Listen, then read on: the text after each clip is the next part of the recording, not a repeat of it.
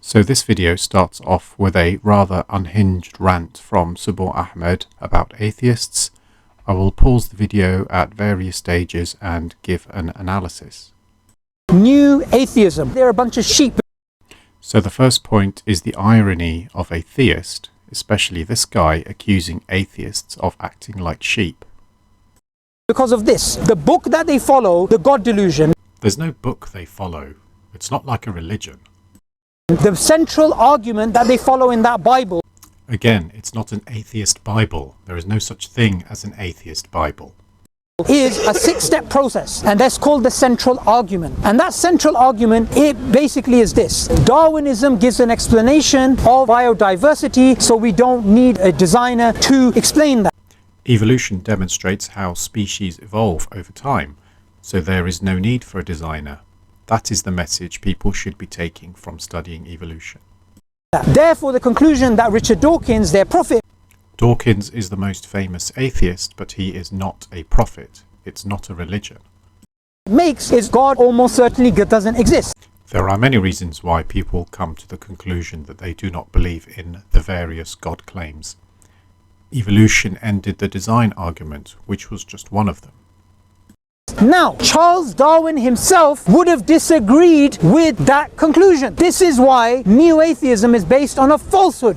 The falsehood is in your misunderstanding of evolution and atheism. Darwin was never an atheist. He was a deist. He believed there was a God, not a personal God, not Christianity or Islam or anything like that. The last decade of his life, because of the problem of evil, he became an agnostic. Whatever religion Darwin was, it does not detract from the theory of evolution as a scientific theory. Evolution does not disprove God, it just disproves creation stories. Many people still retain a personal belief in God for personal or cultural reasons.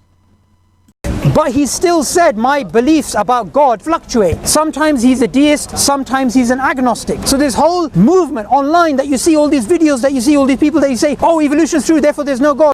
Again, nobody is saying that. Why don't you provide some actual references for your claims?